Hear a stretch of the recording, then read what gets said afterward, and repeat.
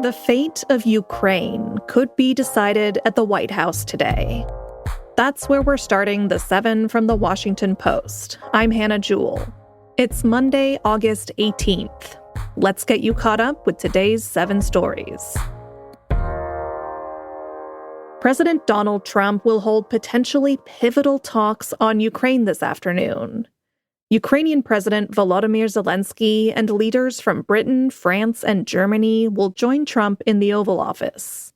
They will discuss a possible peace deal between Ukraine and Russia. Today's meeting follows Trump's summit with Russian President Vladimir Putin on Friday.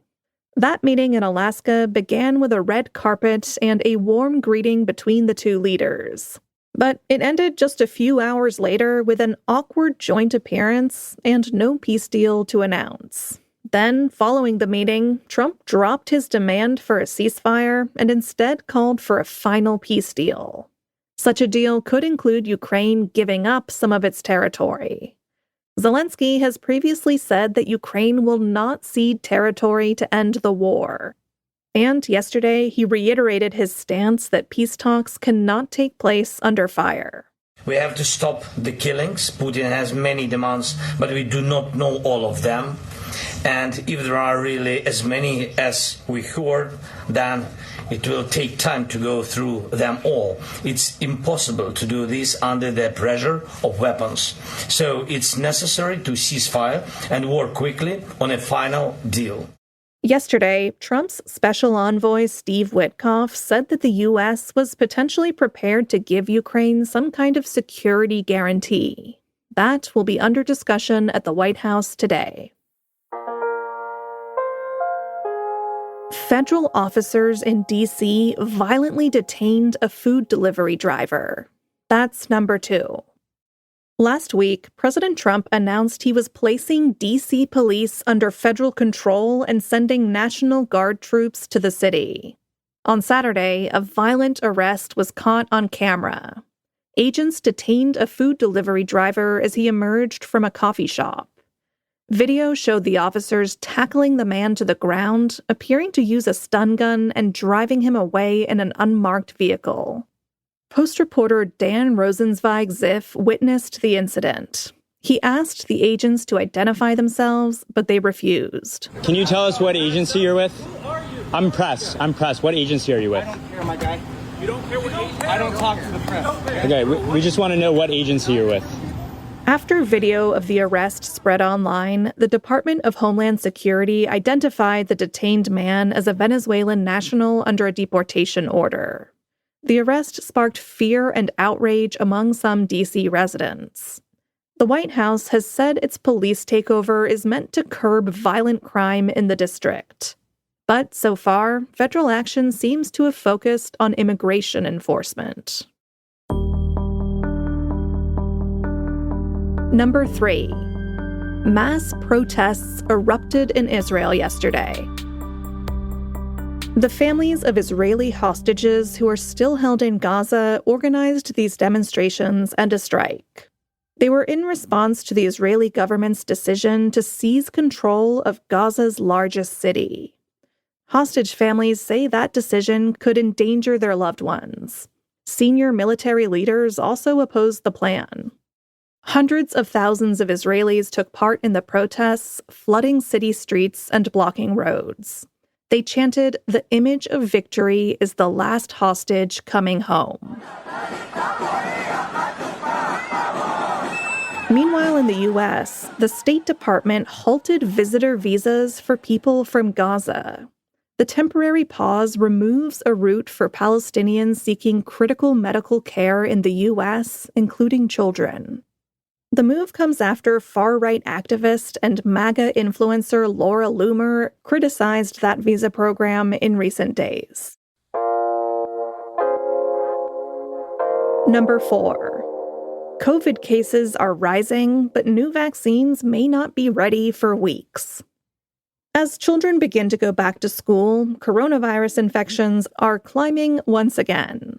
According to researchers, viral levels in wastewater started rising in late June. In recent years, the FDA has typically signed off on an updated version of the coronavirus vaccine by late August or early September. That's so that pharmacies and doctors' offices can place orders in time for fall. But this year, the FDA has not yet approved an updated shot, and the federal committee that would recommend the updated vaccine is not expected to meet until at least mid-September. When it does, the agency is also expected to narrow its approval for the vaccine to people who are 65 and older or at a high risk for severe disease. Number 5. Surging summer humidity is making nights hotter.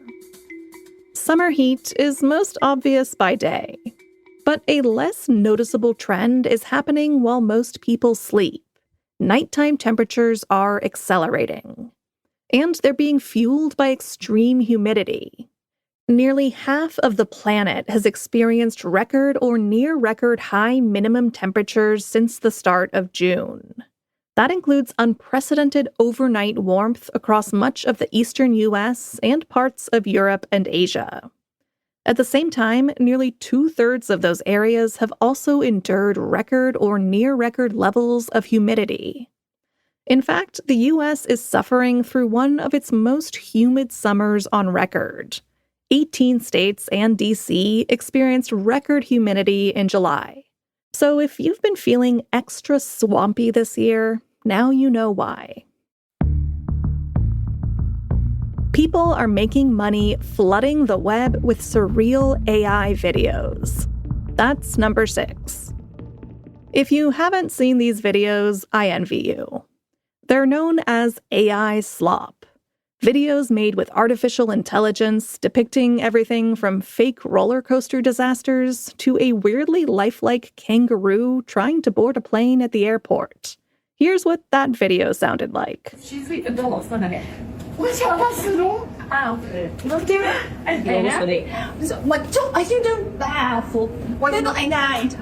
Surprisingly, that video fooled a lot of people.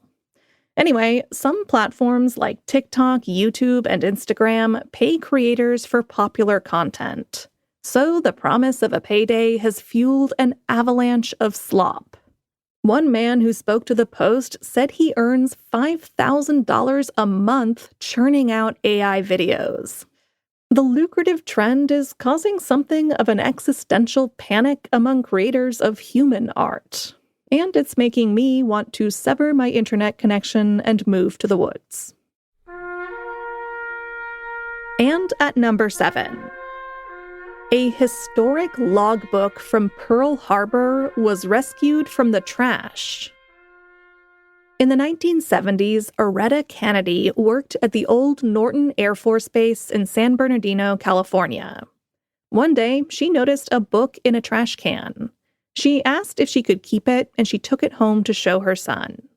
Last year, her son, Michael William Bonds, was moving house. And there, in a box, he rediscovered the book his mother had brought him. It turns out it was a logbook from Pearl Harbor. It showed daily entries about the conditions at the U.S. Navy base in Hawaii, including from December 7th, 1941, when the base was attacked by Japan, pushing the U.S. into World War II. Last week, the National Archives announced it had recovered the book from Bonds. One archivist told the Post the logbook is one of a kind. If you'd like to see it, there's a link to a digitized copy of the historic artifact in our newsletter today. All right, you're all caught up. If you are chomping at the bit to see that historic logbook, but you don't know how to find our newsletter, allow me to help.